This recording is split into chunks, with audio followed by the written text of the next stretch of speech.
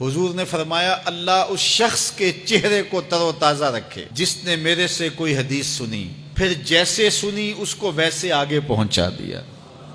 اور آقا کریم نے فرمایا بعض اوقات سنانے والا اس پر اتنا پہنچ کے عمل نہیں کرتا جتنا پھر سننے والا اس کے اوپر عامل ہو جاتا ہے۔ تو جب حضور نے دعا دی ہے کہ اللہ اس شخص کے چہرے کو تر و تازہ رکھے جس نے میری حدیث کو، میرے فرمان کو سنا اور ایسے ہی آگے پہنچا دیا،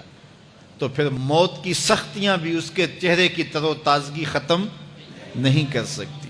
پھر قبر کے لمحے بھی اس کے چہرے کی تر و تازگی کو ختم نہیں کر سکتے۔ حشر کے دن لوگوں کے چہرے مرجھائے ہوں گے، جس کو رسول اللہ کی دعا ہے اس کا چہرہ اس دن بھی تر و تازہ ہو۔ تو حضور علیہ الصلوۃ والسلام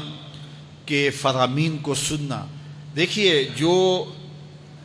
تفصیلی علوم ہیں ان کو حاصل کرنا، سیکھنا، یہ ہر ایک کے لیے فرض نہیں ہے، لیکن جو ضروریات دین ہیں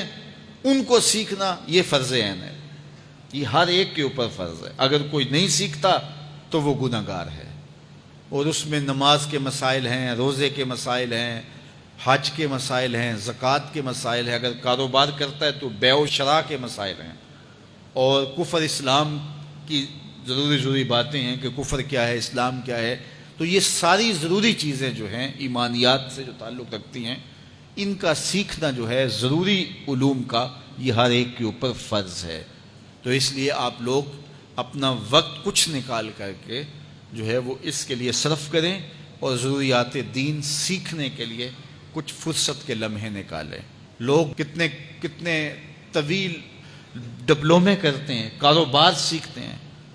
کن کن علوم میں مہارت ہے جو ہمارے لیے بالکل غیر ضروری ہے۔ کسی نوجوان کے پاس بیٹھ جاؤ نا تو وہ تمہیں بتائے گا کہ کس کرکٹر نے کس میچ میں کتنے سکور کیے تھے، لوگوں کی یہاں تک معلومات ہیں،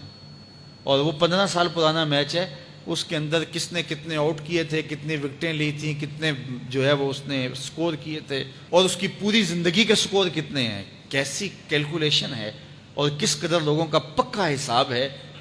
یہ وہ چیز ہے جس کا نہ دنیا میں فائدہ نہ آخرت میں فائدہ، لیکن دلچسپی ہے نا، جس چیز سے دلچسپی ہو تو وہ چیز خود بخود ازبر ہوتی چلی جاتی ہے۔ دلچسپیاں انسان کو جو ہے وہ کسی چیز کو یاد کرنے میں مدد دیتی۔ ایک عرب شیخ کہہ رہا تھا کہ ہم ماضی میں پڑھتے تھے کہ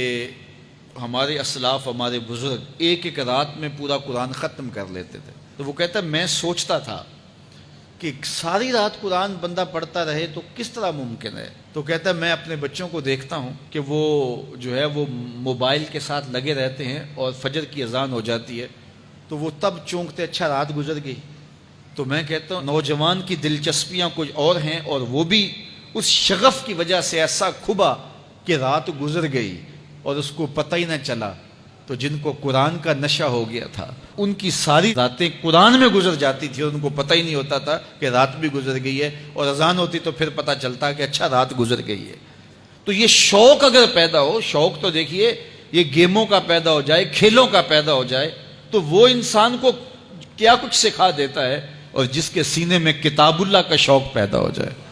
تو پھر کیوں نہ اس کے سینے کے اندر جو ہے وہ طلب کتاب اللہ کی تلاوت کی پیدا ہوگی۔ تو اپنے سینوں میں علم حاصل کرنے کا شوق پیدا کرو،